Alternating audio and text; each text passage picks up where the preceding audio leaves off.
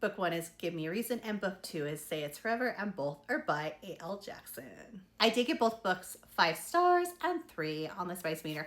Obviously, both of the books are absolutely gorgeous as well. They both have sprayed edges and beautiful covers. So they are a contemporary romance, but they also kind of venture into the dark romance. To me, I would consider them on the lighter side of the dark romance. To me, I actually would consider them just a darker contemporary romance. But I know for people who don't necessarily read dark romance, they probably would be a little too dark for people who don't read a whole lot of dark romance. They really do have quite a, especially this book here, has quite a list of trigger warnings. They can get pretty dark in some aspects. Book 1, not quite as bad.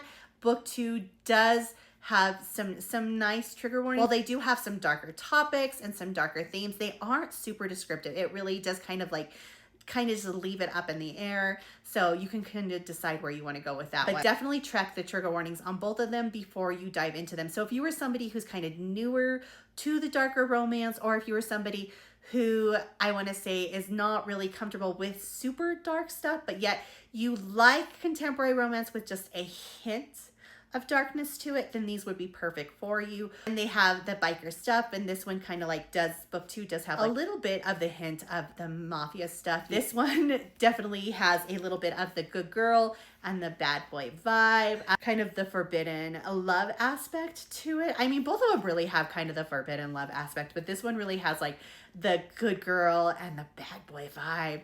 And so that one really is, so if you were somebody who's really into the good girl and the bad boy kind of thing going for it, and the sunshine and the grumpy kind of trope as well, then this one definitely would be one for you. I said this one, she's really running from her past, and he kind of wants to jump in and save her, and he's kind of, this guy, I'm gonna say right now, he's your typical, he's kind of a jerk.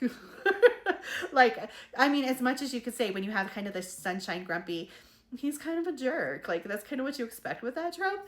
And this one is more of, I wouldn't necessarily say he's fully a golden retriever. He kind of is a jerk and kind of, but not really too. He's kind of nice. Not completely either. I mean, he's a bad boy. I mean, the bad boys get completely nice. He's definitely sweeter than the guy in this one. So, but they're bad boys. If you are into the bad boy kind of thing, but yet you don't want a fully dark romance bad boy, because let's be honest, our dark romance bad boys can be pretty dark. These guys are still pretty dark too, so take that into consideration. Like I said, to me, that's when I keep saying this is like dipping your toe into dark romance, but they're pretty delicious. Redemption Heals. These are brothers, these two. It's a book about a family of brothers. I'm going to tell you though, like, this one was a little more predictable for me. Like book 2, I kind of saw where it was going. They both kept me really pulled in and really well, but this one really kept me coming back for more easily. It was really late, and like, I honest to God had the book falling on my face because I'm like, oh, I want to know what's next. Because it kept giving like little tidbits, when sometimes it gives like enough that you're like, oh, dang it, I just want to know what's next, because it's given just enough away that you just need to know more. That's what this one did. But this one, like, it did not give enough away, so then when it threw that plot twist at you, you're like, so that's, I mean, you kind of have like, you kind of got the best of both worlds when you got these two, because you had the plot twist out of nowhere, and then you had this book too where it just kept coming and you're like, oh, I need more. So like, this one is more of they fight their feelings, but yet this one, it's a slower burn. Like, it doesn't have as much spice, but yet this one, they're going to be pretty spicy. And the spice is pretty descriptive. It's where I read such spicy stuff. My 3 chili spices is not going to be 3 chili spices for someone who does not read that spicy. So for my 3 chili spices, it's going to be pretty spicy. So I want you to be aware of that. It's not like overly spicy. And don't get me wrong, there's not so much spice that you're going to be like, oh my God, there's no plot.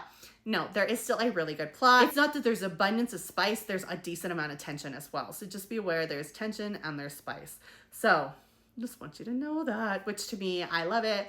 I love the spice. I love the tension. We know that. So they're so good. They're so good. As you know, I did restate book 2 from as in bookmail. So that is why I got book 1. I had never even heard of this author till I got this one in bookmail. That's one of the reasons I love bookmail, because sometimes I have never heard of these authors, and then I get them and I go pick them up and I'm like, oh my God, this is This is good. So don't be afraid when you're sitting in the store and you're like, hey, I've never heard this author. Try something new. So this was definitely something new. If you like motorcycle stuff and you like stuff a little on the darker side, then I definitely would suggest this one because like I said, I loved it. A little darker, motorcycle, spice, good girl. Little bit of mafia in book 2. I loved book 1 and 2, so you know I'm going to be going back and getting book 3. But I wanted the gorgeous edging, so I did not want to get it on KU because I wanted the gorgeous edging. So, anyways, I love it. I will give you guys a quick overview of what each of these are about. So these are contemporary romances with some darker themes. I'm going to go ahead and give you a quick overview so you can decide whether you want to read these or not. Book 1 is Give Me a Reason. Eden shows up at Trent's club looking for a job. Trent sees that she doesn't belong in a place like his, but she won't take no for an answer. There's an instant attraction that runs between them that they're going to have to ignore when Trent goes to pick up his son, Gage, from his first day of school.